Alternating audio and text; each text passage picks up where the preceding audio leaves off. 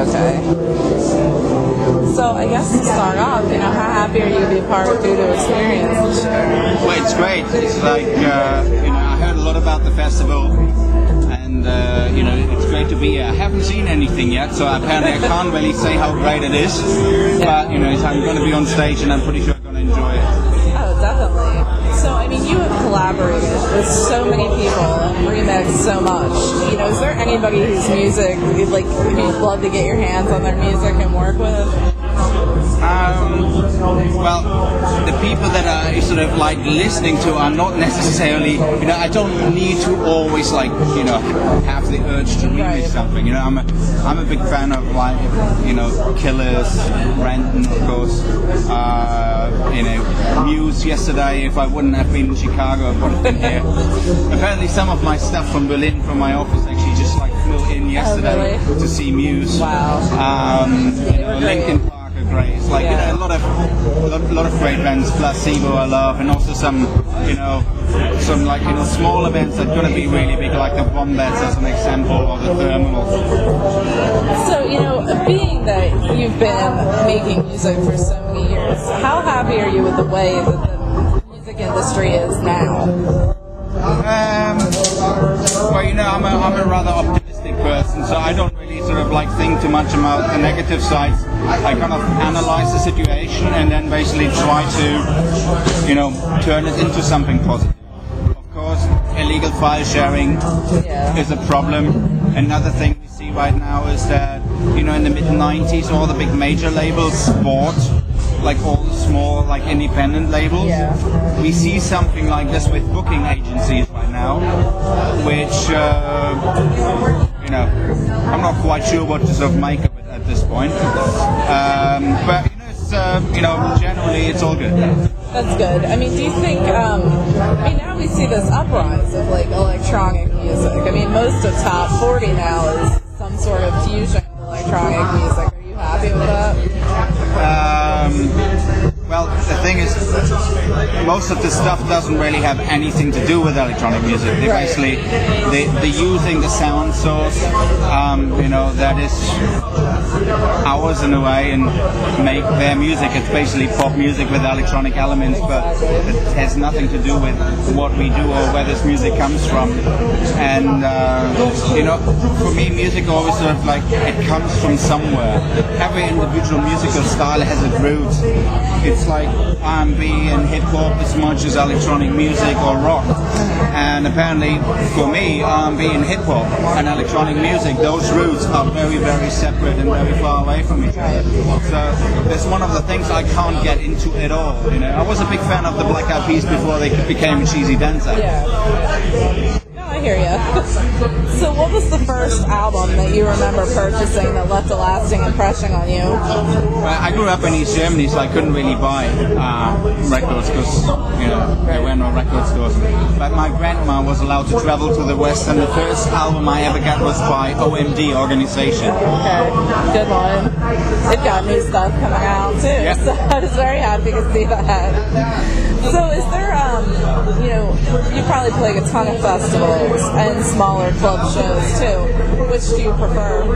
I like both. Because the thing is, I have a pretty clear idea about, the sound and the music that I like to play, and everything else is down to the interaction with the audience. And obviously in a smaller environment it is different than, on a big festival. So usually the festivals are somewhat harder and more banging. Yeah, I can imagine that. I always heard it's easier to feed off the energy, like you said, of the crowd though, when it's smaller and they're not 300 feet away from you, over a barricade. So, what are you currently working on? Did I hear a new album would be 2011? Yeah, it's scheduled for May. Okay. And we're going to play a lot of new stuff tonight too. Oh, cool.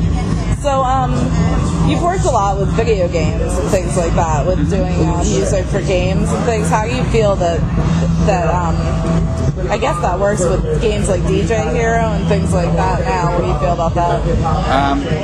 That's it's an interesting sort of part, how people sort of maybe get a glimpse of what we do, and it's a fun game. It's definitely a cool party game, and this is what it's all about. It entertains people it obviously doesn't really have directly something to do with what our business is all about. Right.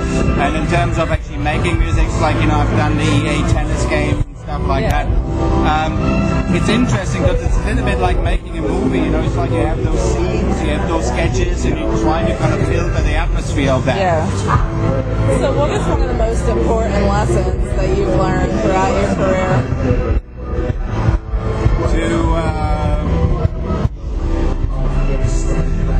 Basically always know what's real, and that's family and friends. What's a piece of advice you would share for an aspiring musician? Well, I always get that question, so like, what's an advice to make a career in the music? That's completely wrong. Just stop it. Do something else if that's the question. It's not about making a career, it's about making music.